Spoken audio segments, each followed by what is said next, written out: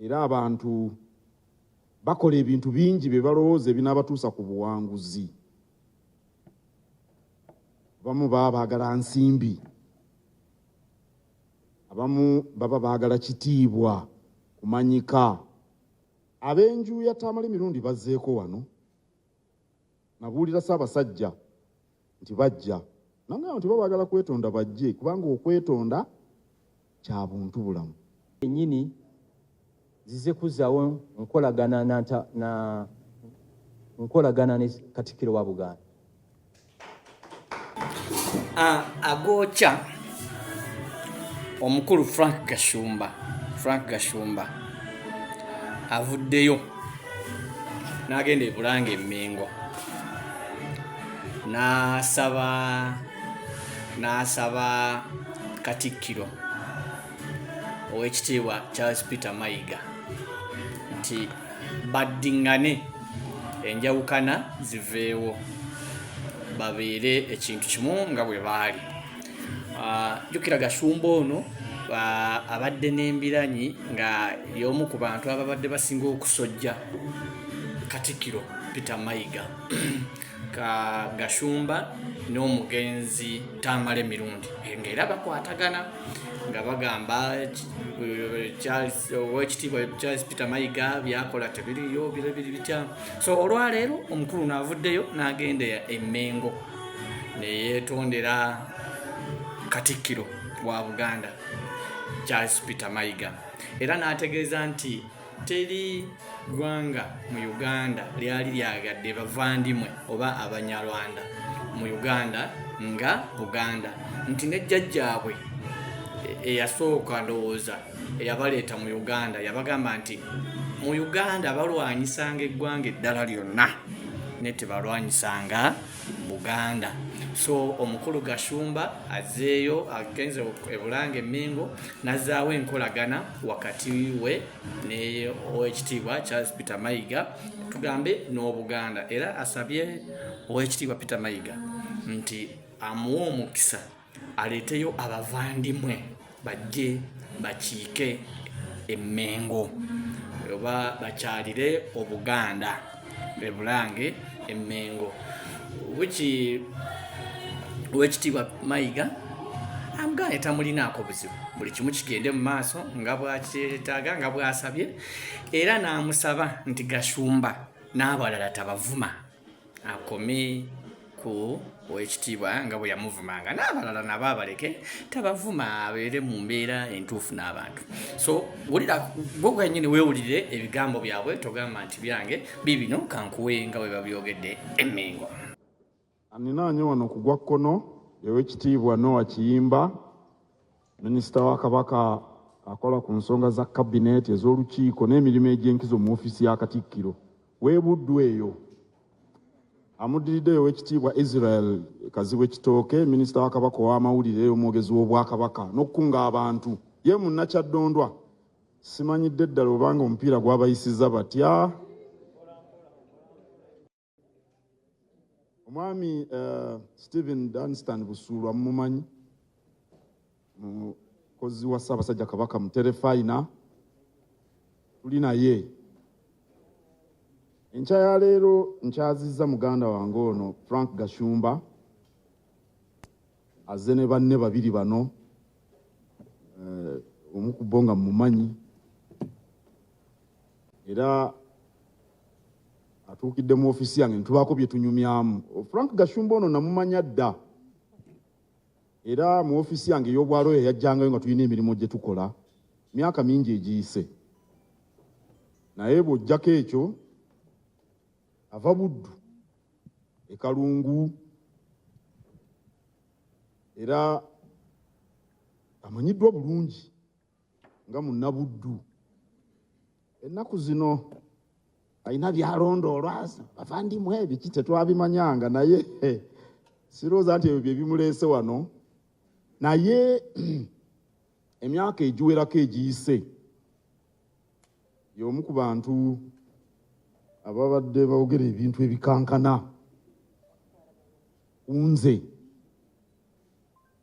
era nga bingi, naye nga bwe mumanyi nze mwana wa Kabaka omukulu, nga Katikkiro era n'ono naye mwana wa Kabaka.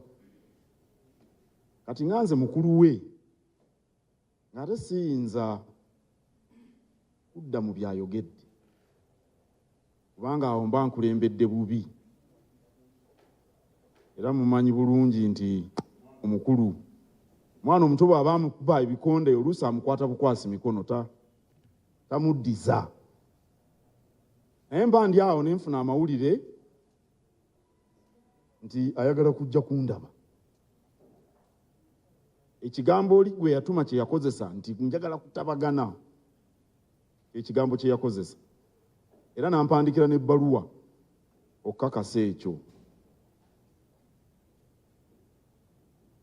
Frank Gashumba ono musajja mu Katoliki, era Paapa ayitibwa John Paul II bulungi, musajja yagenda n'amukuba ekyasi mu lubuto, Katonda amutte. Naye omusajja ne bamukwata ne bamusiba myaka mingi. Wakeera ku makya ne twewuunya ku mawulire ag'ensi yonna tulaba Paapa alina omusajja yali agala okumutta. Ne ngamba nti ate nze gwe bataakuba ssasi, gwe baayogerera obwogerezi, oli bw'aba ayagala okujja tunywe ffenna olwendo lw'amazzi, lwaki tetulunywa? Ne mugamba jangu, era nsanyuse nnyo okukulaba wano.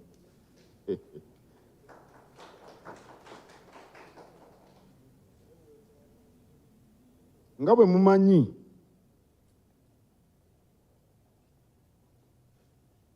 mu nsi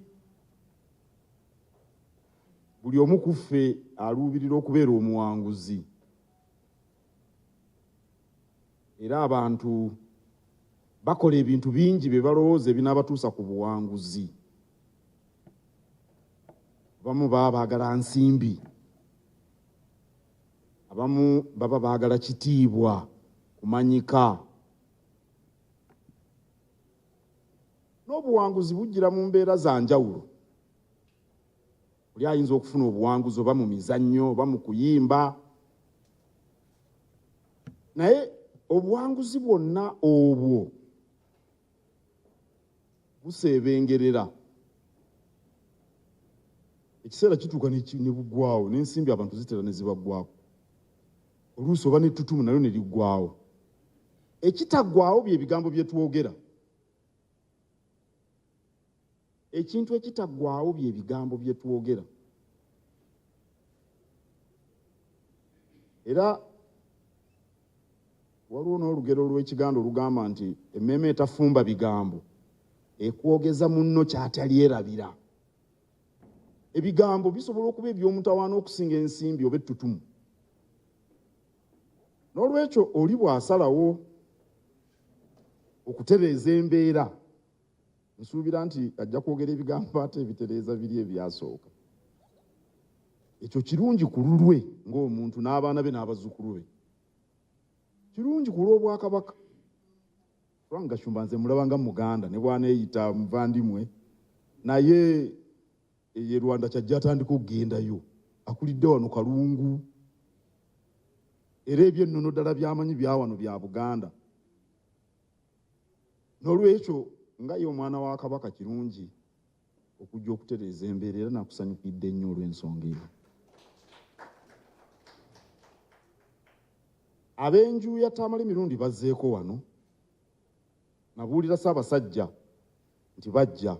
Nangamba nti baagala kwetonda bajje, kubanga okwetonda kya buntu bulamu. Awo nno ensi ejja kukulaba ndowooza mu bbala eddala eryobadde tekulabiramu bulijjo. Tusanyusa okukulaba, era ndowooza muzindaalo guno nguwe gwe wennyini. Otubuulire ekikuleese. Zaani ayogerera ku muzindaalo kw'oyogeredde. Nze Frank Gashumba, nsibuka Villa Maria, bagiyita Kalungu neffe tugiyita Masaka. Era olunaku bwe tulikya tujja kuddayo e Masaka. Ssebo bajjajjaffe baava mu nsi eyitibwa Rwanda 1922 ne basenga mu Buganda wano. tewali kitundu mu Uganda kyabudaabuda Abanyarwanda nga Buganda, tekiriiyo.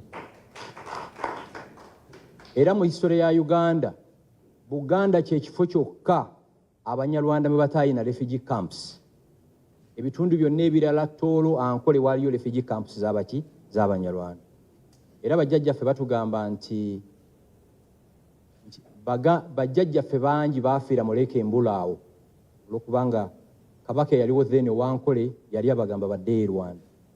Kabaka wa Buganda yaliwo n'abagamba amubaleke bakontinuinge bajje mu Buganda. So relationship y'Abanyarwanda ne Buganda eringa ng'eya Amerika ne Bungereza. Era jjajjaffe Serafina yafa kansa 1984. Twali tukyali baana bato yatugamba timulwanyisanga omuntu yenna ne timulwanyisanga obwakabaka bwa Buganda. So attachment ya obwakabaka nkulu nnyo gye tuli. Era wano tujjukirako ojja waffe oba kitaffe Higiro Ssemajjege yaliko wano mu lukiiko lwa Ssaabasajja Kabaka. Mu nsonga eyo yennyini zize kuzzaawo nkolagana ne Katikkiro wa Buganda. Era ebyo mbimusabye mu woofiisi ye kubanga namumanya bbanga ddene nga ayina lofaamu gye bayita Buule and Mayiga. Yes, ekyaliwo. Okay. Ne mumanya nga ate minisita wa Ssaabasajja Kabaka, minisita wa information. Programu yo gye wakolanga oba yabangawo Lwakutaano nga nze ne maama wange tugiwuliriza nnyo. So obumulumulu bwe bubeerawo situba na mirembe. Obumulumulu bwe bwaliwo mukwano gwange Bishop gwensinga okwagala mu Uganda ayitibwa Silvers Jumba yaŋŋamba oli mu Katoliki ate oli w'e Buddu buno obugulumbu situkola ki situbwetaaga. Ne bambi n'omugenzi Kizito Lwanga ne Judy Mbabaali yali gavana w'e Masaka y'ensonga ekoze eki endeese wano. Nga nkusaba enkolagana gye twayina egende mu maaso. N'ebigambo bye twakosa nga si birungi olumu kitulinnya. N'otuna n'ogamba vidiyo eno yali nze oba yali muntu muki?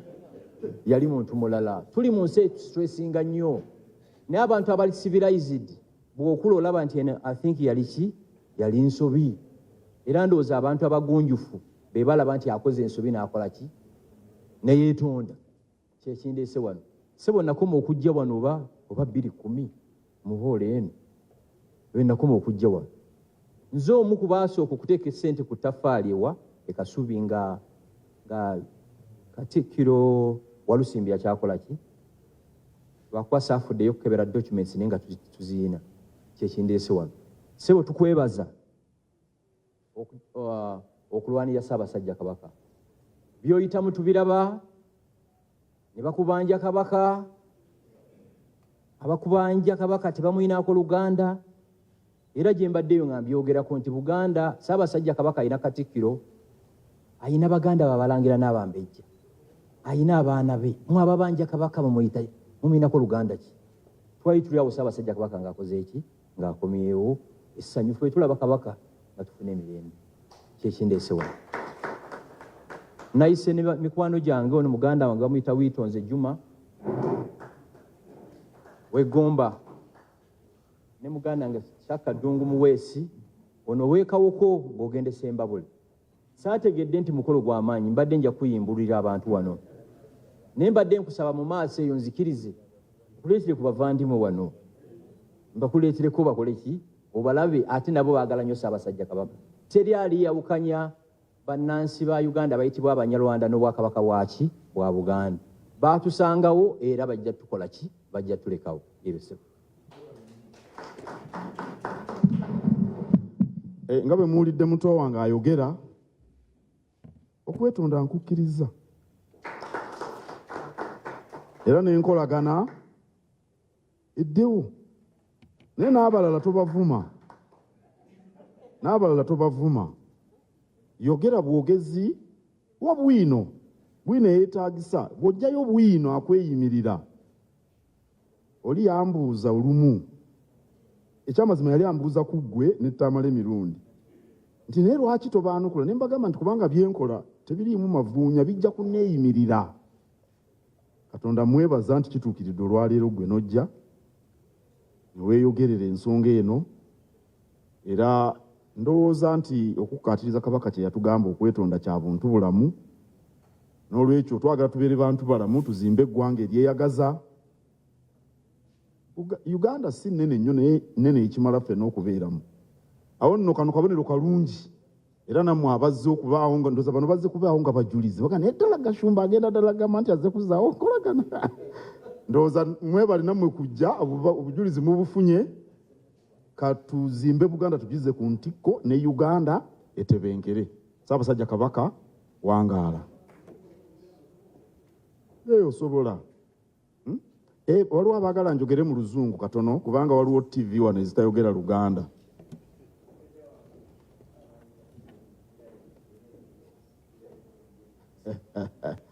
Oyo mutabani wange Brian Semanda naye alina kiyeeyita weeyita Makona naye ye muzzukulu wange ate ebya ddala ddala. Waawali kabonere omanyiiwe kabonere we bamuzaala. We are gathered here to receive my young brother here, Frank Gashumba, who sent a message that he was interested in coming over here to reconcile with me. I don't know whether the word reconciliation is right because I never really had anything against him. To apologize should be the right word because I never provoked him to say what he was saying. Much of what he was saying was distasteful, as we all must have heard it with our own ears. But then, it's only someone with courage and a certain level of humility that can come out to say, what I did was wrong. I would like us to start moving on a clean sheet.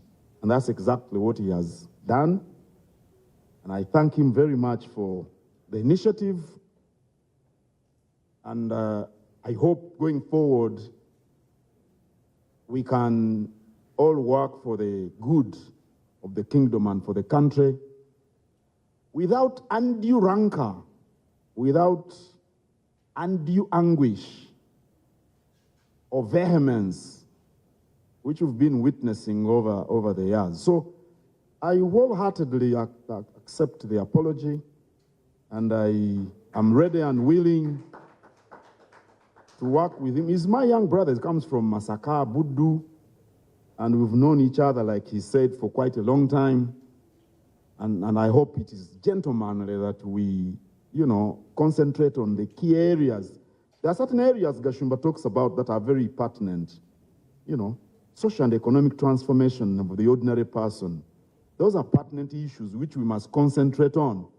We should try to avoid personal attacks or personal issues which can only hinder us from discussing the major issues which concern the ordinary person, the people who are less fortunate than us. And those are the people we are expected to help, get better lives. And I think that's where we should concentrate. And I'm sure he will continue talking, of course.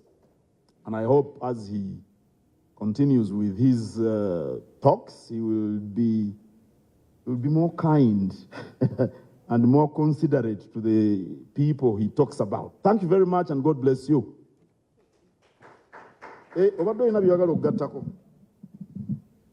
Sebo Katikkiro nyina ensonga gye neerabidde. Sebo nkwebaza nnyo nga gye nkomezza olw'ekirowoozo eky'okkunga abantu mu Buganda okulima emmwanyi. Nze abagamba ffe twaweererwa ssente za mmwanyi, bakitaffe banyinamu akasente naye kaavanga mu mmwanyi. Ssebo bwe twogerera e Masaka pezezza omwezi mulamba nga teri muntu ankubidde essimu nga nsaba ssente, abantu balinamu akaki. Ekirala Ssebo Katikkiro, mu mabaala g'e Masaka situkyayogera Luganda, twogera Luzungu. Kuba omuntu wano bw'ateekamu kenga ayogera luki. So weebale nnyo, weebalire ddala. Era ntwala omukisa guno kunga buli muntu yenna mu Buganda. At least beerayo ne eka 2 ez'emmwanyi. Beera newo n'ente awaka gy'olunda, beerawo n'embuzi, beeramu n'akantu akaleetamu akasente. Buganda ejja kubeera n'amaanyi nga buli maka galimu akasente. Ssebo ekyo nkikwebaliza nnyo nga gye nkoze eki. Ssebo nze akugamba sizoni eno maama wange yakoze miliyoni 31 mu mmwanyi. Era naye ngenda myezi 2 takyankubira ssimu. Ayinamu akasente. So olina ekigamba nti enkumbi ku bbega. Ssebo kyekyo. Era abantu bakola ebintu bingi bye balowooza ebinaabatuusa ku buwanguzi. Abamu baba baagala nsimbi, abamu baba baagala kitiibwa, kumanyika. Ab'enju ya Tamale mirundi bazzeeko wano. Nabuulira Ssaabasajja nti bajja. Nangamba nti baba baagala kwetonda bajje, kubanga okwetonda kya buntu bulamu. Ennyini zize kuzzaawo nkolagana na